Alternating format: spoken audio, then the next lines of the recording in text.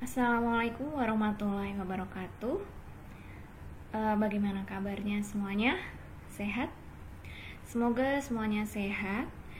Pada pagi hari ini kita akan mempelajari mengenai ketentuan umum farmakope Indonesia dan aturan penulisan resep. Farmakope ini apa sih? Farmakope ini merupakan buku resmi yang ditetapkan secara hukum sebagai standar mutu sesuai dengan Undang-Undang Kesehatan Nomor 36 Tahun 2009, bahwa sediaan farmasi yang berupa obat dan bahan baku obat itu harus memenuhi syarat Farmakope Indonesia atau buku standar lain. Nah, Farmakope Indonesia ini sudah ada 5 edisi. Edisi pertama itu terbit tahun 1962 dan edisi yang terbaru itu Farmakope Indonesia edisi kelima terbit tahun 2014. Nah, di sini Farmakope itu terdiri dari apa saja? Terdiri dari ketentuan umum, kemudian sediaan umum, kemudian ada monografi bahan dan sediaan, serta lampiran. Farmakope masing-masing negara ini berbeda ya. Kalau farmakope itu untuk di Indonesia, disusun oleh negara masing-masing sesuai dengan perkembangan kondisi alam dan iptek. Ini bentuk dari Farmakope Indonesia edisi kelima tahun 2014 yang berisi tentang tadi ketentuan umum, sediaan umum, monografi. Kemudian monografi ini ada bahan resmi, terdiri dari bahan aktif obat dan bahan tambahan. Kemudian ada sediaan resmi, ini ada sediaan obat jadi dan sediaan setengah jadi, serta ada lampiran. Ini kitab sucinya orang-orang farmasi kayak gitu. Namanya Farmakope Indonesia. Ketentuan umum misalkan etanol, kadar atau persentase kemurniannya. Kemudian air, pengujian dan penetapan kadar airnya bagaimana. Kemudian ada bahan tambahan, bahan dasar dan pelengkap. Kemudian ada tangas uap dan tangas air. Kemudian ada indikator, ada bobot jenis, bagaimana cara menentukannya. Kemudian ada suhu kamar, suhu kamar terkendali. Kemudian ada suhu dingin, lemari pendingin dan pembeku. Kemudian suhu sejuk itu berapa, dan seterusnya. Kemudian kita akan membahas mengenai kelarutan. Kelarutan ini apa? Sesuai dengan farmakope, kelarutan adalah jumlah terlarutnya satu bagian bobot zat padat atau satu bagian volume zat cair dalam volume tertentu pada suhu 20 derajat Celcius. Nah, selanjutnya ada ketentuan umum dalam farmakope, istilah-istilah kelarutan. Nah, istilah kelarutan ini kalian harus menghafalkan ya. Sangat mudah larut itu kurang dari 1. Mudah larut 1 sampai 10. Larut 10 sampai 30. Agak sukar larut 30 sampai 100, kemudian sukar larut 100 sampai 1000, kemudian ada sangat sukar larut itu 1000 sampai 10.000, praktis tidak larut lebih dari 10.000. Kemudian ada ketentuan umum wadah. Wadah itu merupakan suatu tempat penyimpanan bahan yang berhubungan langsung atau tidak langsung dengan bahan. Ada kemasan tersegel, wadah tidak tembus cahaya, tertutup baik, tertutup rapat. Kemudian ada wadah tertutup kedap, ada wadah satuan tunggal, wadah dosis tunggal, wadah dosis satuan, dan wadah dosis ganda. Kemudian ada suhu dan penyimpanan. Di situ penyimpanan menggunakan lemari pembeku. Suhunya bisa Anda baca minus 20 derajat Celcius sampai minus 10 derajat Celcius. Kemudian untuk suhu dingin itu kurang dari 8 derajat Celcius. Kemudian di dalam lemari pendingin itu suhunya 2 derajat Celcius sampai dengan 8 derajat Celcius. Ada suhu sejuk itu 8 sampai 15 derajat Celcius. Kemudian ada suhu ruang dingin terkendali, suhunya 2 sampai 8 derajat Celcius. Kemudian ada suhu ruang kurang dari 30 derajat Celcius. Kemudian ada suhu ruang terkendali 20 sampai 25 derajat Celcius. Kemudian waktu kadaluarsa. Nah, di sini menunjukkan jangka waktu bahan memenuhi persyaratan monografi pada kondisi penyimpanan yang telah ditetapkan. Memberikan batasan waktu obat dapat diracik atau digunakan. Jika waktu kadaluarsa dinyatakan dengan bulan dan tahun, maka waktu kadaluarsanya adalah hari terakhir di bulan tersebut. Misalkan sirup paracetamol diketahui waktu kadaluarsanya itu Maret 2021 saja tanpa ada tanggal. Berarti kapan tanggal terakhir kadaluarsanya? Nah, kadaluarsanya berarti kalau Maret 2021 berarti tanggal berapa? 31 Maret 2021.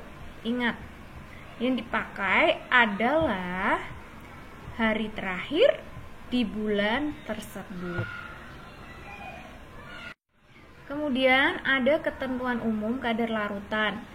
Ada larutan volumetri, ada dalam persen. Kalau volumetri molalitas itu gram per 1 kilogram. Kalau molaritas itu gram per 1 liter. Kalau normalitas itu bobot ekivalen per 1 liter. Kalau persen dalam bobot per bobot. Ini persen bobot per bobot. Itu gram per 100 gram. Larutan atau campuran untuk bahan padat atau setengah padat. Kemudian ada persen bobot per volume, yaitu gram per 100 mili larutan. Itu untuk larutan suspensi padat atau gas dalam cairan. Kemudian ada persen volume per volume, yaitu mili per 100 mili untuk cairan di dalam cairan. Kemudian ini contoh monografi. Diketahui amonium chloride itu mengandung tidak kurang dari 99,5% dan tidak lebih dari 100,5%. Dihitung terhadap zat yang telah dikeringkan. Di sini amonium klorida, contoh monografinya ada BM-nya. Kemudian ada pemberiannya. Pemberiannya itu hablur, tidak berwarna atau serbuk kasar. Bagaimana sih pemberiannya? Bahan aktif aslinya itu kayak gimana? Nah, kemudian kelarutan. Di sini dia mudah larut dalam air dan dalam gliserin. Kemudian lebih mudah larut di dalam air mendidih dan sedikit larut di dalam etanol. Identifikasinya bagaimana? pH-nya berapa, kemudian susut pengeringannya bagaimana, sisa pemijarannya ada di sini, kemudian tiosianat bagaimana, logam beratnya bagaimana, dan penetapan kadarnya bagaimana. Sekarang contoh perhitungan kelarutan. Berapa mili air yang dibutuhkan untuk melarutkan amonium chloride 100 mg per 5 mili di dalam 60 mili sediaan sirup. Diketahui kelarutan amonium chloride di dalam farmakope itu tadi adalah mudah larut dalam air. BJ sediaan dianggap 1 gram per mili. Ingat, dianggap 1 gram per mili. Jadi 1 gram sama dengan 1 mili. Caranya, Anda harus mencari berapa amonium chloride yang dibutuhkan di dalam sirup. 100 mg per 5 mili dikalikan 60 mili. 60 mili apa? Karena sediaan sirupnya itu ada berapa mili dalam satu botol? 60 mili. Jadi 100 mg dikali per 5 mili baru dikalikan 60 mili. Hasilnya 1200 mg. Kita jadikan gram karena ingat, namanya kelarutan itu adalah 1 gram zat padat larut dalam 1 mili air atau zat yang dapat melarutkan, misalkan dia larutnya di air ya di air, etanol ya di etanol. Kemudian kelarutannya tadi mudah larut di dalam air, lihat di farmakope. Kalau mudah larut itu kan kelarutannya 1 sampai 10. Maka 1,2 gram dikali 1 sampai 10 gram. Ini kasih tanda kurung. Kalikan satu-satu. 1,2 kali 1, 1,2. 1,2 kali 10, 12. Jadi untuk melarutkan amonium klorida 1,2 gram ini membutuhkan 1,2 sampai 12 gram atau 1,2 sampai 1,2 sampai 12 mili air. Sampai sini paham ya? Kemudian di dalam farmakope ini ada namanya dosis.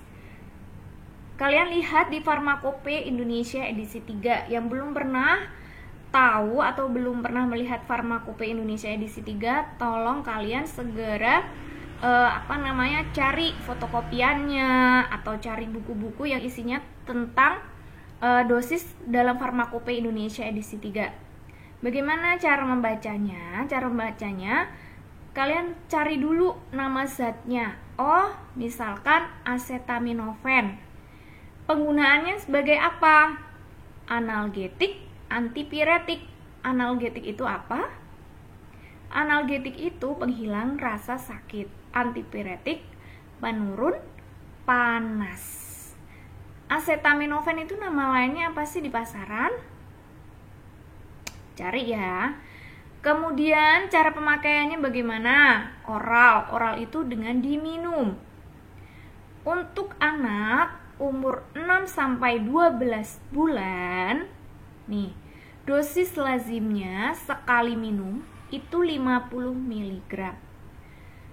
Dosis lazim seharinya 200 mg. Untuk anak 10 tahun ke atas bagaimana? Nih kalian lihat 10 tahun ke atas itu dosisnya, dosis lazim itu 250 mg. Dosis lazim sehari 1 gram, seperti itu. Kemudian selain dosis lazim ada dosis maksimum. Kalian lihat di Farmakope Indonesia edisi 3 halaman 959. Contohnya misalkan asidum asetil salisilikum. Asidum asetil salisilikum itu nama lainnya apa? Asetosal. Nah, asetosal penggunaannya sebagai analgetik. Tadi apa sih analgetik? Kemudian antipiretik. Antipiretik itu apa? Yang nggak tahu tolong kalian searching ya. Kemudian ada antirematik. Cara pemakaiannya diminum secara oral. Dosis lazimnya untuk asedum asetil salisilikum itu 500 mg sampai 1 gram. Itu untuk 1 kali minumnya. Kemudian ada dosis lazim 1 hari. Maksimal minum dosis lazim 1 harinya itu 1,5 gram sampai berapa gram ini? 3 gram. Kemudian kalian baca dosis maksimal 1 kali. Dosis maksimal 1 kali minumnya itu adalah 1 gram. Kemudian dosis maksimal untuk 1 hari itu berapa? 8 gram. Seperti itu ya cara membacanya. Di sini adalah kalian harus ingat daftar dosis lazim dan dosis maksimal. Untuk apa? Untuk dewasa. Bagaimana untuk anak-anak? Besok kita akan membahas bagaimana cara perhitungan konversi dosis untuk anak-anak. Sampai sini paham ya? Kemudian kita akan masuk mengenai resep dan pelayanan resep. Resep itu apa? Resep itu permintaan tertulis. Dari siapa? Dari dokter atau dokter gigi kepada apoteker. baik dalam bentuk paper maupun bentuk elektronik. Nah, yang sekarang itu bentuknya elektronik, apalagi ada pandemi seperti ini. Untuk menyediakan dan menyerahkan obat bagi pasien sesuai dengan peraturan yang berlaku. Dokter umum dan dokter spesialis itu dia peresepannya tidak ada pembatasan jenis obat yang diberikan. Tapi untuk dokter gigi, dia resep-resepnya adalah untuk pengobatan gigi. Jadi jenis-jenis obat gigi seperti itu. Nah, resep rasional. Resep rasional itu apa? Penulisan resep dengan memperhatikan beberapa aspek ilmu dan menggunakan falsafah sebagai berikut. Seperti apa? Seperti obat yang tepat, ya kan? Kemudian dosisnya tepat, bentuk sediaannya tepat, waktunya tepat, kemudian dan tepat penderita. Kalau resep irasional itu memberikan shotgun prescription. Permintaan obat lebih banyak pada satu resep untuk indikasi yang sama, atau disebut juga polifarmasi. Kemudian ada pemberian obat dalam jumlah yang banyak, kecuali untuk penyakit yang kronis. Kemudian ada pemberian antibiotik yang tidak sesuai dengan aturan pemakaian. Untuk antibiotik itu minimal minumnya 5-6 hari dan harus dihabiskan. Seperti itu ya. Ketentuan resep kalau ditulis menggunakan tinta yang jelas dan terbaca. Kemudian penulisan dalam bahasa Latin. Bahasa Latin merupakan bahasa baku untuk kedokteran dan farmasi dan berlaku internasional. Resep yang mengandung narkotik itu ditulis terpisah. Tidak boleh, ingat, tidak boleh ada pengulangan atau iter. Identitas pasien harus jelas. Tidak boleh MI dan tidak boleh ditulis SUC. SUC apa? Lihat di ISO atau buku-buku lain yang mengenai nama Latin dalam resep. Prioritas pelayanan resep dengan memperhatikan tanda yang ditulis di bagian kanan atas resep. Kalian lihat di situ citokah, urgent, atau PIMkah. Apa sih pelayanan segera? Artinya cito, urgent itu pelayanan harus segera diutamakan. Kemudian kalau ada PIM, berbahaya bila ditunda, seperti itu. Jika permintaan obat lebih dari satu resep di lembar resep yang sama, maka penulisan dipisahkan dengan tanda pagar dan tiap resep diparaf oleh dokter. Nah, pelayanan resep apotek rumah sakit hanya melayani resep dari rumah sakit yang bersangkutan. Itu untuk pelayanan di rumah sakit ya. Hanya melayani resep dari dokter rumah sakit yang bersangkutan. Kemudian kertas resep harus mencantumkan dengan jelas identitas rumah sakit serta bagian pelayanan fungsionalnya. Dia di bagian penyakit dalam, bagian bedah, THTK, mata atau anak dan sebagainya. Berikut identitas dokter penulis resep beserta maksudnya ya. Nah, kertas resep pribadi dokter, tempat praktek selain rumah sakit tidak akan dilayani pada pelayanan rumah sakit apotek tersebut. Nah, jadi kopnya itu harus identitas rumah sakit tersebut. Kalau apotek umum, apotek baik swasta maupun milik BUMN atau milik pribadi itu melayani semua resep dokter, baik praktek luar maupun rumah sakit. Kemudian melayani penjualan obat bebas dan obat bebas terbatas. Kaidah penulisan resep, penulisan satuan, tidak boleh GR. GR itu artinya grade. Kalau kalian mau menuliskan, kalau dalam resep mau menuliskan gram itu G saja, miligram mg. Kemudian penulisan angka desimal dihindari. 10 mg bukan 0,01. Kemudian penulisan nama obat harus jelas. Resep itu bagus dikatakan jika penulisannya jelas. Seperti itu. Kemudian kekuatan dan jumlah obat harus ditulis dengan jelas. Terutama jika satu obat mempunyai 2 kekuatan sediaan. Misalkan tablet Valium, itu ada yang 2 mg, ada yang 5 mg, atau yang 10 mg. Seperti itu ya. Kemudian aturan pakai dan jumlah obat ditulis dalam angka Romawi. Dosis dihitung dengan tepat dan diperhitungkan faktor individual pasien. Kemudian perhatikan terhadap hal-hal khusus yang harus diberitahukan kepada pasien.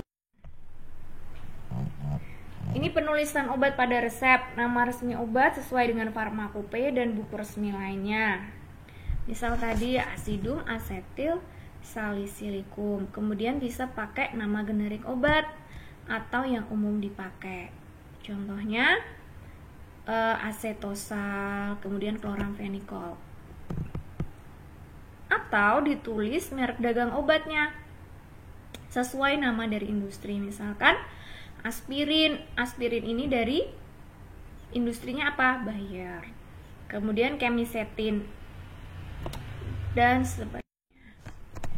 Nah, ini susunan penulisan obat pada resep. Ada remedium kardinal, dia senyawa utama dalam obat. Kemudian ada remedium adjuvan, dia penunjang obat utama. Kemudian ada eksipien, bahan tambahan sebagai pengisi. Contohnya apa? Laktosa, amilum, talkum, aquades, seperti itu ya. Kemudian ada korigensia, bahan tambahan untuk memperbaiki rasa, warna, dan aroma dari obat utama. Contohnya apa? Korigen saporis, sirup simplex, aqua menta. Kemudian korigen odoris, ada oleum rosarum. Odoris itu pengaroma. Kemudian ada korigen koloris, dia pewarna. Contohnya apa? Ada karmin, karamel, yellow, dan sebagainya. Nah, pengkajian resep itu ada 3. Ada kajian administrasi, kajian farmasetik, dan kajian pertimbangan klinis. Kalau kajian administrasi itu berupa apa saja? Nama pasien, umur, jenis kelamin, berat badan. Kemudian kalian lihat nama dokter, nomor SIP-nya, alamatnya jelas. Kemudian nomor telepon dan parafnya ada atau tidak. Nah, setelah itu kalian lihat tanggal penulisan resep. Kemudian sesuai nggak kajian kesesuaian farmasetik? Bentuk dan kekuatan sediaannya itu harus ada di pasaran. Kemudian ada stabilitasnya dan kompatibilitas. Pertimbangan klinis. Pertimbangan klinis itu meliputi ketepatan indikasi dan dosisnya.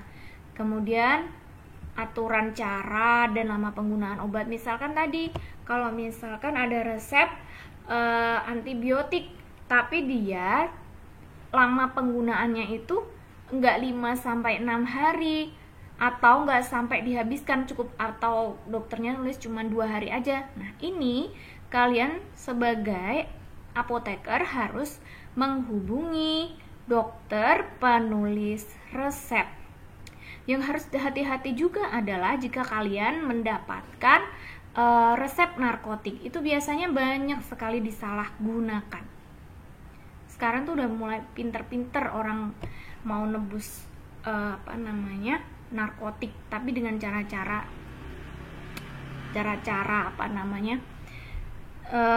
ilegal.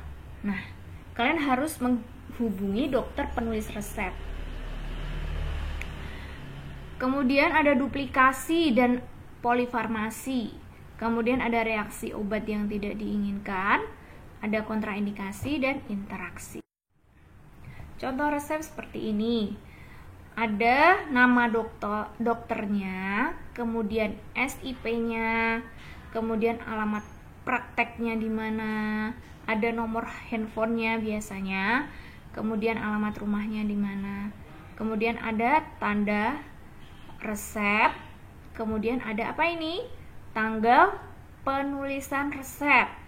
Kemudian di sini ada nama obat yang akan diresepkan, kemudian jumlahnya berapa, kemudian ada signalnya berapa, kemudian ada paraf dokter. Nah, terus di sini ada pasiennya siapa, umurnya berapa, seperti itu ya. Ini contoh resep di Rumah Sakit Mitra Keluarga Bekasi. Ini contoh resep yang lama di Rumah Sakit Mitra Keluarga. Kopnya adalah dia pakai kop rumah sakit yang bersangkutan. Kemudian di sini ada tempat penulisan resep dan tanggal penulisan resep. Di sini ada nama dokternya, Dr. Irwanto, ada nomor resepnya. Kemudian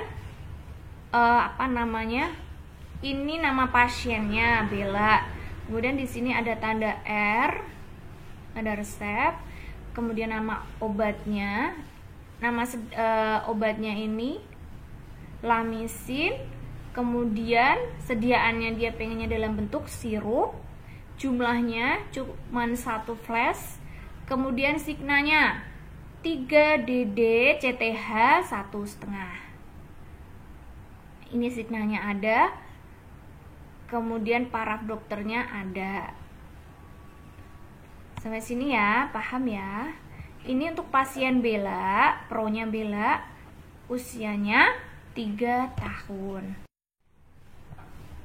Sekarang kita masuk ke dispensing. Setelah pengkajian, jika sudah sesuai, maka kalian menyiapkan obat. Menyiapkan obat sesuai dengan apa? Permintaan resep. Melakukan peracikan obat bila diperlukan. Kemudian memberikan etiket minimal itu warna putih. Warna putih untuk obat dalam atau obat oral diminum. Warna biru itu untuk obat luar. Contohnya apa sih? Salep, ya kan? Krim kayak gitu. Itu dia pakai etiket warna biru. Kemudian jangan lupa obat suntik itu etiketnya juga berwarna biru. Seperti itu ya. Kemudian menempelkan label, kocok dahulu pada sediaan, suspensi, dan emulsi. Kemudian kalian memasukkan obat ke dalam wadah. Sebelum obat diserahkan, periksa kembali kesesuaian antara resep dan etiket. Kalian double check atau triple check biasanya kalau di rumah sakit besar. Nah, menyerahkan obat disertai dengan PIO, pelayanan informasi obat. Kalian sebutkan bagaimana cara penggunaannya, kemudian makanan dan minuman yang harus dihindari, kemudian efek samping yang ditimbulkan apa. Misalkan minum obat pilek, di situ isinya ada efedrin atau pseudoefedrin. Jadi misal kalian bilang kalau setelah minum obat ini tolong Bapak Ibu jangan mengendarai kendaraan karena akan menimbulkan kantuk, seperti itu ya. Kemudian cara penyimpanannya kalian lihat harus sesuai, misalkan harus tidak terkena cahaya atau harus disimpan di kulkas. Kalian lihat cara penyimpanannya. Kemudian ada membuat salinan resep bila diperlukan. Narkotik dan psikotropik itu tidak boleh nebusnya itu tidak boleh pakai salinan resep atau kopi resep. Seperti itu. Ini penerapan bahasa Latin dalam resep. Aturan pakai. Ini tolong kalian baca sendiri ya. Kalian baca sendiri, kalian hafalkan, nanti lama-lama kalian bisa. Masa iya PC nggak tahu? PC itu post koenam, sesudah makan. Kemudian AC itu ante koenam, sebelum makan. Atau DC, pada waktu makan. Bahasa Latin ini banyak banget, kalian bisa lihat di ISO yang belakang-belakang itu, kalian pelajarin. Kemudian ada tempat yang sakit, ini juga bahasa-bahasa Latin, tolong kalian baca sendiri, dihafalkan sendiri kayak gitu ya. Sekarang kita bahas mengenai salinan resep atau apograf. Perlakuannya itu sama dengan kertas resep asli, memuat informasi apotek. Nah, untuk salinan resep, ingat kopi resep namanya, kopi resep itu nama dan alamatnya itu nama alamat apa? Apotek. Kalau resep itu kan nama alamat dokter, rumah sakit. Nah, di sini nama dan alamat di sini untuk kopi resep itu nama dan alamat apotek. Kemudian nama dan SIPA dari apanya, dari apoteker, pengelola apotek. Kemudian ada paraf dari apa, ada nomor dan tanggal pembuatan resep. Ada tanda det, itu untuk yang telah diserahkan, obat yang telah diserahkan.